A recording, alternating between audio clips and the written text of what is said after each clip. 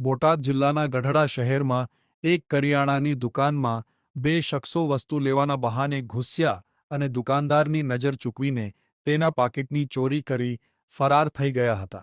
ગઢડાના માણેકચોકમાં રસિકભાઈ જોશી કરિયાણાની દુકાન ધરાવતા હોય ત્યારે એક શખ્સ પહેલા ચા લેવા આવ્યો અને બીજો શખ્સ બાદમાં મીઠું લેવા આવ્યો હોવાનું કહીને ઝડપથી આપવાનું કહેતા બહાર મૂકેલું રસિકભાઈનું પાકીટ લઈને ચાવાળો ફરાર થઈ ગયો હતો। જો કે વેપારીનું કહેવું છે કે પાકીટમાં અંદાજે 25,000 રૂપિયા હતા। વેપારીઓનું કહેવું છે કે શહેરમાં ક્યાંય નગરપાલિકાના સીસીટીવી કેમેરા નથી, તેથી તાત્કાલિક મૂકવામાં આવે। જો કે રસિકભાઈનું પાકીટ ગઢિયા શેરીમાંથી બાળકોને ખાલી મળી આવ્યું હતું। પાકીટમાં રહેલા 25,000 જેવી રકમ અજાણ્યો શખ્સ લઈને ફરાર થઈ ગયો હતો।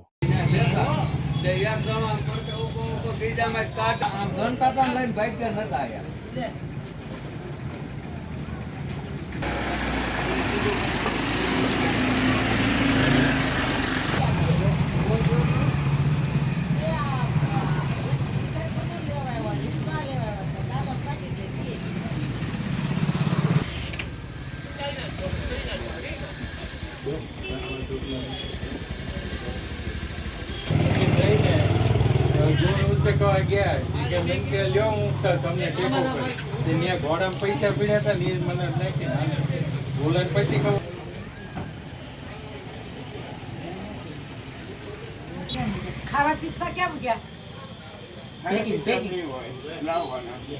રાઠોડ જયદીપભાઈ, વેપારી એસોસિએશનના પ્રમુખની જવાબદારી।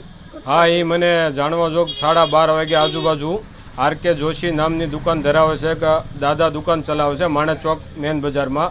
મારામાં ફોન આવેલો કે આવી રીતના ઘટના થઈ છે કે મારું પાકીટ વીવી ગયેલું। એટલે હું દુકાન ઉપર આવ્યો અને મેં જોયું અને દાદાને બધું પૂછ્યું કે આ બધું આ રીતનું પાકીટ વયું ગયેલું છે। એટલે અમે પોલીસ સ્ટેશને જઈને ફરિયાદ નોંધાવી અને ત્યાં જેમ ફરિયાદ નોંધાવી અને અમે આ ઘટના દાદાને બધું ઓલું પાકીટ જે કેમ મળે એને આરોપીને અમે ગોતવાની કોશિશ પણ કરી, પણ આરોપી અમને